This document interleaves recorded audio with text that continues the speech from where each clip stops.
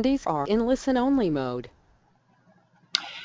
Good afternoon, everybody. Welcome to this Title Research webinar. My name is Sam Roberts. I'm Head of Marketing for Title Research, and it's great to see so many of our clients and business partners joining us for this lunchtime session. So I'm not going to speak for too long because you've obviously all here to listen to Nick Beetham, who's going to be talking us through the estate administration equation. But just one thing to say. Please feel free to submit any questions or comments that you have throughout the webinar using the questions tab, which you can hopefully see for those of you who are logging in online. Any questions that we get throughout the session, we'll try to answer as many as we can at the end of the webinar at around about 12:30. Any questions that we can't get through during the session itself, we will come back to by email later on this afternoon with some answers to any questions that you may have. So please feel free to engage with us that way throughout the webinar. Without further ado, I shall hand you over to Nick Beetham. Thanks very much indeed, Sam. Good afternoon, everybody, and thank you very much indeed for taking the time to register for and now attend this afternoon's webinar. It's a real pleasure to have the chance to speak to a good number of trust and estate practitioners all at the same time. And today's session is intended to set out our stall as much as anything, and I will be going through a number of themes fairly briskly during this 30 or so minute session. I'll probably speak for 20 minutes or so, and then we'll deal with any questions that arise in the way that Sam described a moment ago. So here we go. We're going to look at this agenda and look at the estate administration equation. It does seem to me that the administration of an estate resembles an equation in which the beneficiary's entitlements on one side of the equal sign have to agree with the assets comprised in the estate for distribution on the other side of the equal sign. And I suppose it remains the case that many trust and estate practitioners perhaps tend to equate our name with the work that we do for them regarding the identification and then the location of missing and unknown relevant people, often but not always beneficiaries.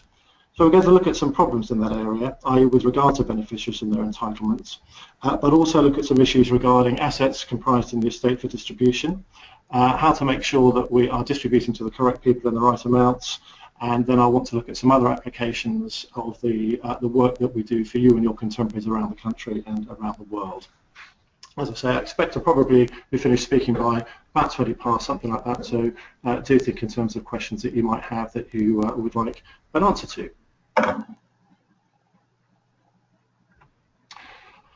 Right. I suppose it's fairly uncontroversial to say that beneficiaries have a right to be distributed to following a lawful administration, and a lot of our work is to assist in the lawful administration so that the beneficiaries can indeed be distributed to. But it's not only beneficiaries that go astray.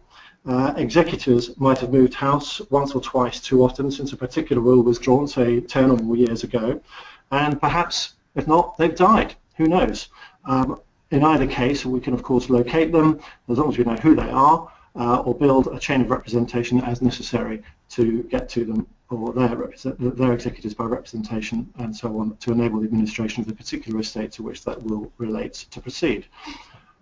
Other relevant people that we are frequently asked to identify and locate could be trustees of will trusts, if not the executors, or other trustees, legatees of whatever sort, whether they're pecuniary or specific or residuary, and of course statutory next of kin on intestacy. On whether a partial intestacy or a full intestacy, it's going to be necessary to know who the statutory next of kin are, and even where people think that they're in touch with all of the statutory next of kin.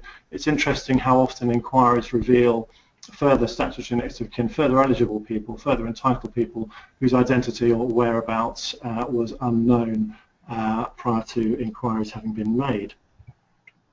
Personal representatives need to know who creditors are, of course, if any, and we will look at Section 27 notices in brief later on, and also some situations regarding beneficiaries' solvency as well.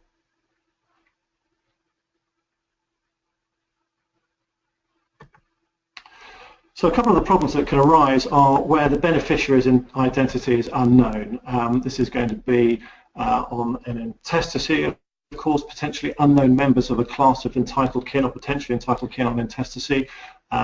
Is it known which the eligible class of kin is it necessary to clear through the classes of kin in order, clearing off each in turn until one containing surviving members is isolated, and thereafter determine its complete extent and the whereabouts of its surviving members?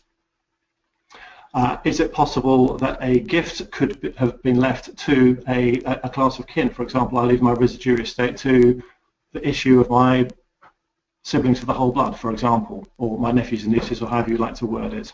Occasionally people come to us and say, we've got a slightly tricky legacy. Somebody's left a gift worded, I leave £5,000 to say my goddaughter. Depending on how much information is available, that's a sort of case that even on those facts there can be resolvable in terms of locating the beneficiary. If there is really no identifying information and absolutely nobody has the faintest clue as to who the goddaughter might be, or even whether there was a goddaughter in this particular example, then one might take a different approach and consider asking insurers to consider the matter, which we will talk about a little bit later on.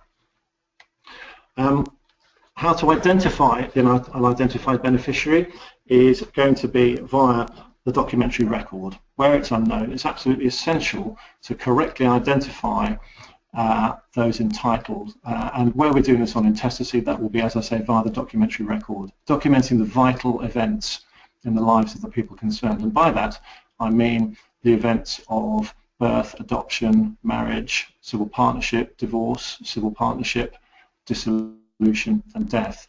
And these are the documents which demonstrate the appropriate blood relationship between the next of kin and the deceased, and therefore they document the beneficial entitlements, and they're often, pretty much always, accompanied with a family tree. It's surprising how often people send us family trees by themselves and say, here we are, I've got this family tree, can you check it's correct and complete, please? And it's important to note that the family tree by itself is evidence of nothing at all, other than the fact that somebody sat down and taken the time to physically draw it out. The evidence of, as I say, of the kinship between the people who appear on the tree and the deceased, and therefore the evidence of the beneficial entitlements, is contained in the documentary record. And the tree is simply a very helpful diagram, if you like, which aids the interpretation and display of that evidence in a readily understood form. In terms of dealing with a gift to an unidentifiable legatee, the example I gave earlier on was, say, £5,000 to my goddaughter. One way of approaching that, in the way that I suggested might be possible, is to talk to insurers of missing beneficiary indemnity risks, of whom there are a very small handful operating as underwriters in that market. And it may well be that to the extent that the personal representative on the case doesn't want to hold on to the funds, or your firm doesn't wish to keep it on its client account, of which more later, that an insurer would be prepared to indemnify you against the goddaughter coming forward, satisfying you that she is the goddaughter and that therefore she's entitled to the £5,000. And it might be that underwriters would take, well, they would take a premium for that. As to how large a bite of it they would take remains to be seen on the facts of any individual case. Where the beneficiary's identity is known, and I suppose this could be a situation where, again, a will has been drawn, say, 10 or 15 years ago, or however long ago it might be, and even addresses potentially given in the will good at the time that the will was drawn, and therefore believed to be current at the time that the will was drawn, although that isn't necessarily the case, of course. It's simply a question of identifying the beneficiary by reference to the address and their name and so forth, making sure that inquiries pursue the correct person rather than an individual of another individual of the same name, and then following them from address to address to get to them and enable you to satisfy the legacy.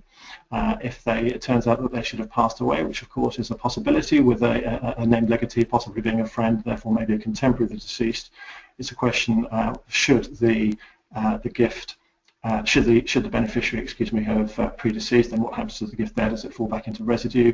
Has the legatee survived your deceased and died subsequently? In which case, depending, in which case, who are the legatee's personal representatives to whom you can account with the gift?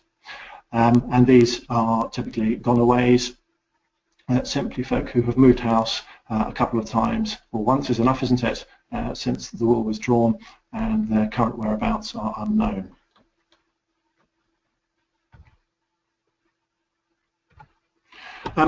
So I talked about an insured missing beneficiary indemnity policy, and it's always going to be a question of whether the underwriters like the risk.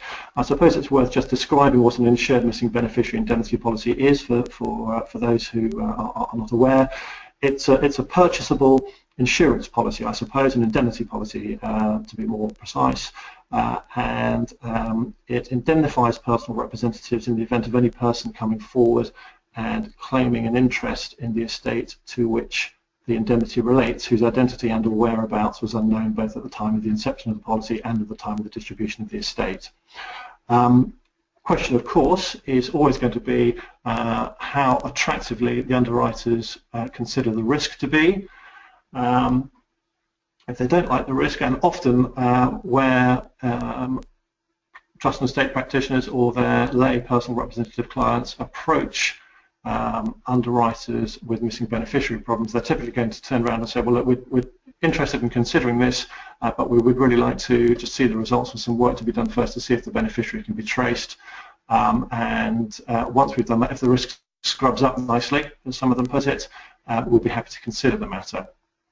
Now, what to do to help the risk scrub up? Often that means doing some work to find somebody, and I've dealt with particular cases where it was thought from the outset that the outcome would be that an insurance policy would be the way forward. One particular case I remember, we had a very, very difficult situation where there was a gift to a named school friend of the deceased testator, and there had been no contact since possibly 30 years or more between the testator and this school friend, and that contact was a good 20 years after everybody had left school. Slightly unfortunate circumstances where I think the deceased had had quite a tough time of it at school, and two school friends had been kind to him, and he left this very substantial residue of his estate, 50% to one, 50% to the other. The executors found one, no problem. The other one had a very common name, and the correct remedy for this was to say, well, look, let's do some work just to demonstrate that it'll be futile to continue working on this and satisfy underwriters that the risk is right for them to take on, that this person is highly unlikely to be able to be located, but if they ever do come forward and satisfy the underwriters that they're the correct person, they can be paid out to. And I have to say that I was quite surprised that due to the excellent research strategy adopted by the case manager, one of my colleagues who took the case on, that she actually located the correct beneficiary, which was a very, very pleasant surprise. The insurers were happy not to take on that risk. The beneficiary was surprised in at least two ways to have been remembered in this particular will, and the matter was dealt with appropriately.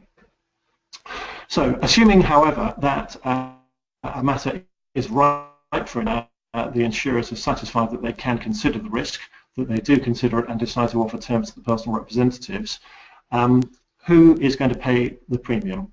Well, the approach here is that rather than any particular shares in the estate bearing the cost of the premium for the missing beneficiary indemnity, the estate generally ought to pay. And the authority for that proposition is a case called Evans and Westcombe, and you can read it at 1999 to All England at page 777. And that is authority for the proposition that the estate ought to pay for that sort of thing, and interestingly also for the proposition that the costs associated with securing the missing beneficiary indemnity ought also to be met by the estate.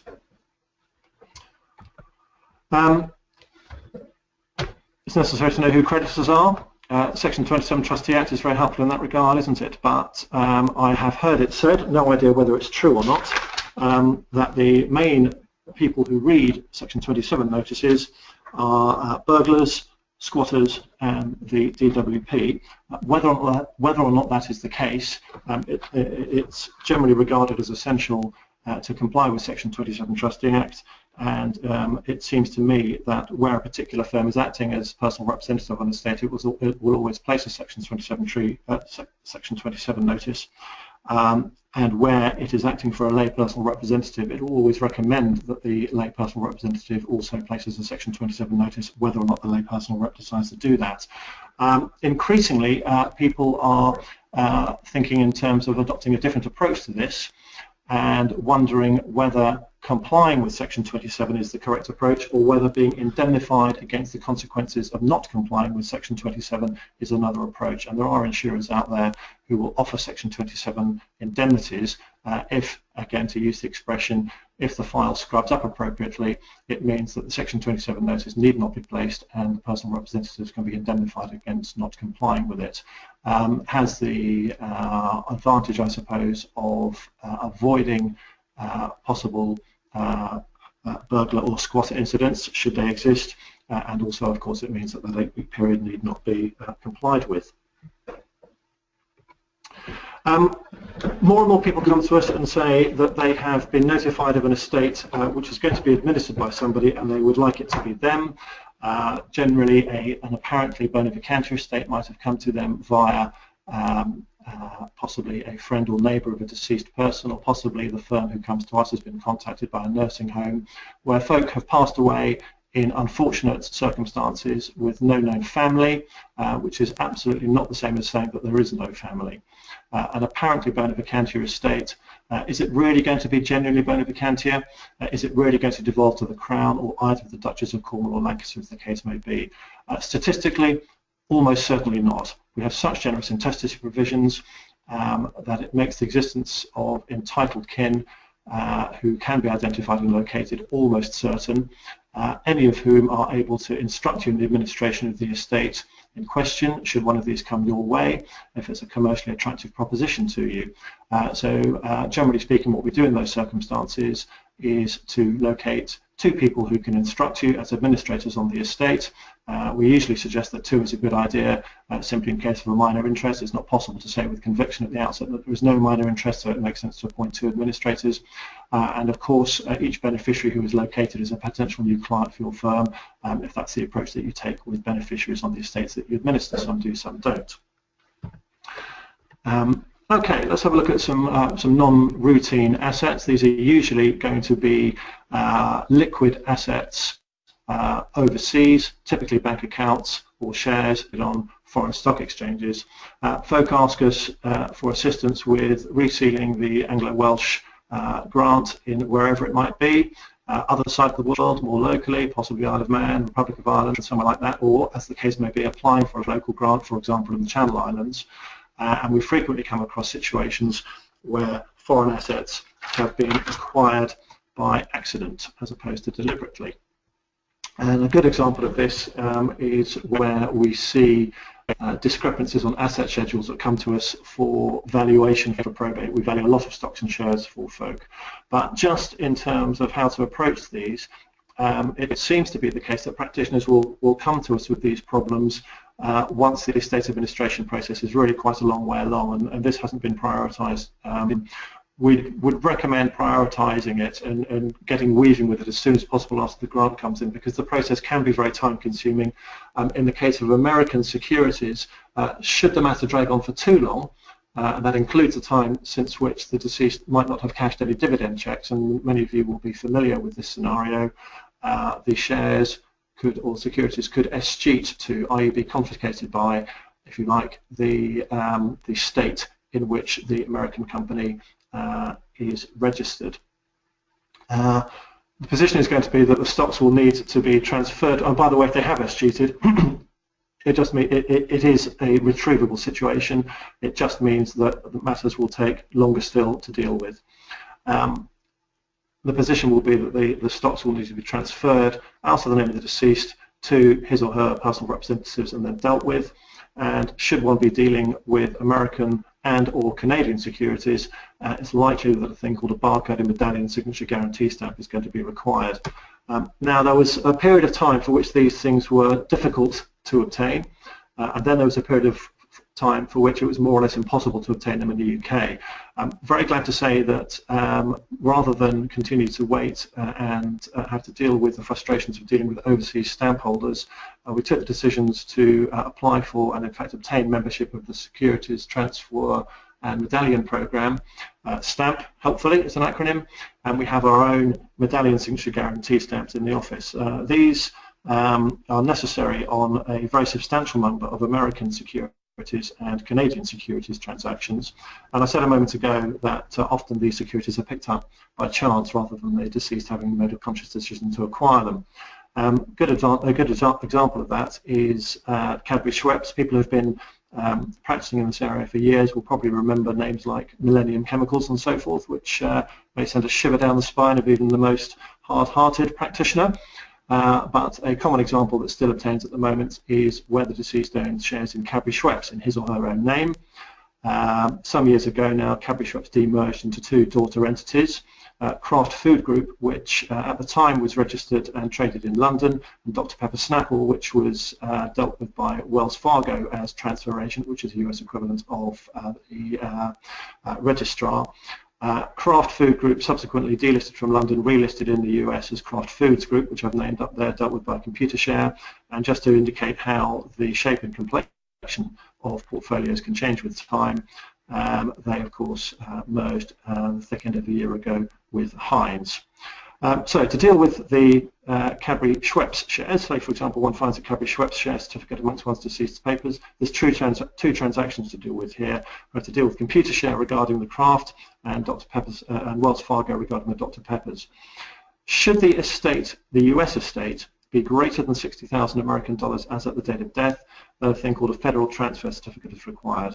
That means that the US tax authorities, the Internal Revenue Service, have to be notified of the holding and be satisfied that there is no US tax, no US estate tax to pay.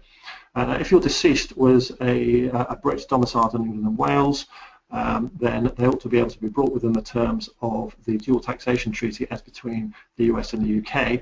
And as long as the correct amount of inheritance tax has been paid in the UK, and the grant is pretty good evidence of that, isn't it, then there will be no tax to pay in the US, no estate tax to pay in the US, and so it will be a nil return in most cases.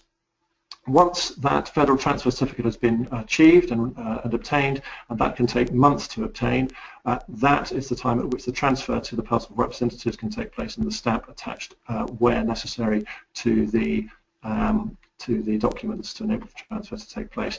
If it's a trivial amount, it is possible that some of the transfer agents will allow the transaction to pass through without necessarily enforcing the requirement for the medallion signature guarantee stamp. A note about our costs, probably in common with you and the way that you operate with your clients. We operate on either of a time and expenses basis, whereby we would agree a fee budget to work within on a particular matter. You might come to us and say, look, can we find this particular legatee, please? And we'll say, yes, we'll quote you a time and expenses fee of, I don't know, say 350 quid plus VAT and disbursement, something like that. It might be a £250 job, in which case that's what we'll bill you. If we spend £350, and the matter is not finished, we'll come back to you and say, look, it's going to go to 500, 750, whatever the number is. Could you please authorise us to continue work if that's what you'd like us to do? And we will do so. Alternatively, we might say, look, we'll offer you 350 time and expenses. If you like, we can take this on a fixed fee basis, fixed in cash terms. Let's say something like £450 on the same facts. Locate someone in the UK, whatever it might be. Now, the risk is with the estate there that it's not a £350 job, and the risk, I suppose, is with us that it's not a £750 job. We're very relaxed either way, but we'd like to offer that choice to you and to the personal representatives.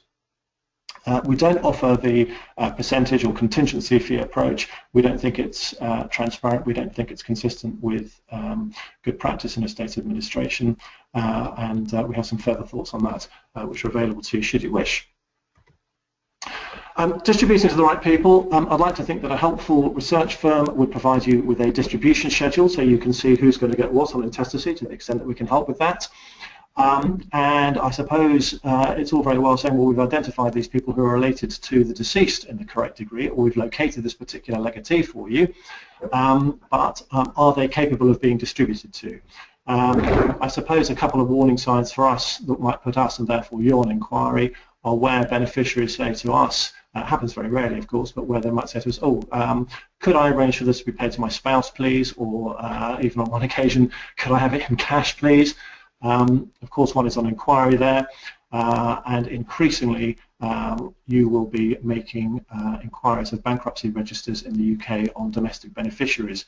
More and more people are coming to us and saying that we have a number of beneficiaries overseas, and of course increasingly estates tend to have an overseas element of one sort or another, whether it's assets or beneficiaries or both, and folk are coming to us and saying, look, please can you check the bankruptcy, the solvency status of these beneficiaries in these foreign jurisdictions, and we will do that for folk.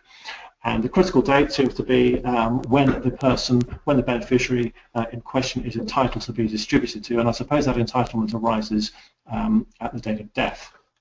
So generally speaking, that is when the check should be made, and of course if they are clean, then are they still clean at the time that the distribution is going to be made? So as I say, folk ask us to assist with consulting overseas bankruptcy searches on foreign beneficiaries. A little free tip for you: should you require to carry out bankruptcy searches against beneficiaries in New Zealand, then last time I looked, the New Zealand Bankruptcy Service was a free service, and I assume that it's reliable. More and more folk are dealing with court of protection work and making applications for statutory wills on behalf of protected persons. And it is necessary to join the statutory next of kin in many cases to the application for the statutory will, so that should they wish to object to the terms of the statutory will and the distribution that would involve, to the extent it differs from the distribution on intestacy, then they have that opportunity to be heard, don't they? The research that we do there is absolutely identical to the inquiries that we make for locating statutory next of kin entitled on an intestacy, but of course the work that we're doing, the outcome of the work that we're doing is rather different. Rather than locating statutory next of kin so that they can be distributed to on intestacy completely, I suppose you could say that an effect of what we do there is potentially to disinherit them partially, to the extent that the statutory will distribute the estate partially other than as on intestacy. A couple of other applications for the medallion signature guarantee stamps. People come to us and say, I'm getting married, I'm changing my name, I own these shares in American or Canadian companies, I need the medallion signature guarantee stamp to affect the transfer from my old name to my new name. It's the same person, but nonetheless it's deemed a transfer of ownership. And indeed, around this time of year, in the spring anyway, more and more folk will come to us and say either that it's happening to them or they're acting for somebody who is being paid part of their, for example, bonus in shares in their company, which is owned by an American or a Canadian holding company, and they're getting shares traded overseas, and they need the stamp to transfer ownership between themselves and their spouse, where they're transferring them out of their own name for tax reasons. More and more people are coming to us saying that the firm's COFA is breathing down their neck because the COFA in turn is having his or her neck breathed down by the SRA with regard to dormant and orphan balances sitting on the firm's client account. These crop up from all sorts of sources. Sometimes they're from probates, but if you ladies and gentlemen who are on this webinar today talk to your colleagues in other departments, you'll find that they will have the same situation as well, possibly from retentions on mortgages, settlements on divorce or damages or whatever it might be, and more people are coming to us to say, look, these have been hanging around for too long. Another typical way they crop up is where your firm has acquired the business of another firm and its client account accordingly, and we have an SAR and SRA compliant solution that enables the disposal of these matters either to their current owners, where they can be identified, or if they can't, a report from ourselves as an expert saying they can't be dealt with from a research perspective with good reasoned arguments why, which enables the SRA to permit you to dispose of them otherwise, possibly by way of conditional donation to a charity, for example. We've picked up 50 or so years of experience in dealing with all of the above and more. We also have a CPD point eligible presentation which we can deliver to you at your premises. We've done this for a little while now, and the feedback has been very encouraging. People find it genuinely useful. We look at some of the points that we've dealt with today in brief in much more detail. We look at some judicial authorities for the propositions that we make in those, and also take a case study-led approach to it.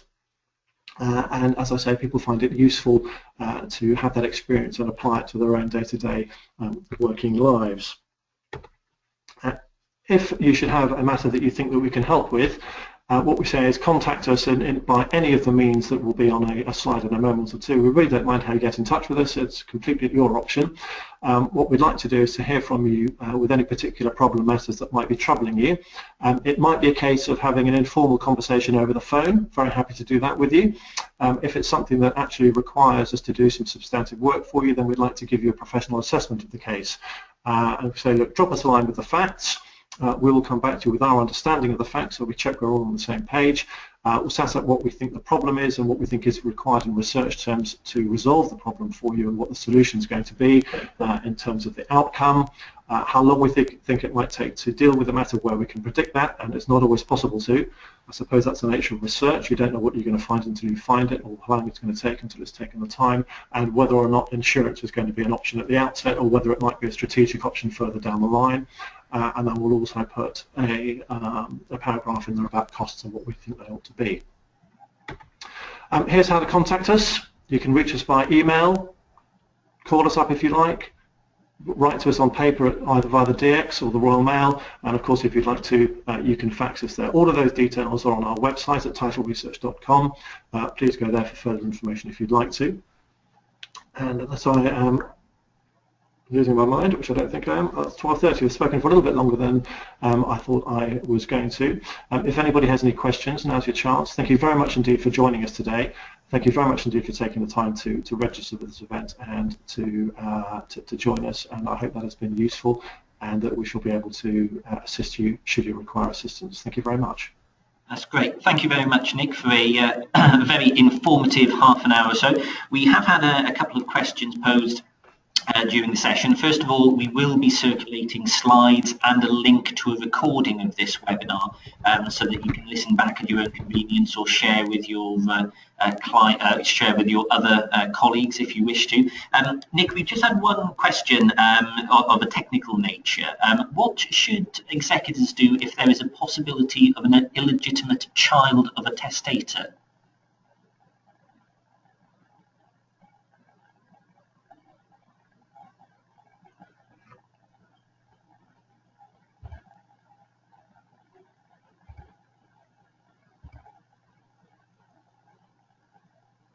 Appear to have lost Nick, unfortunately, so we will come back to that question post-webinar. So all that I need to say is thank you very much for joining us, thank you very much for attending this webinar, and we will be in touch to circulate a recording and slides later on this afternoon. Thank you for joining us.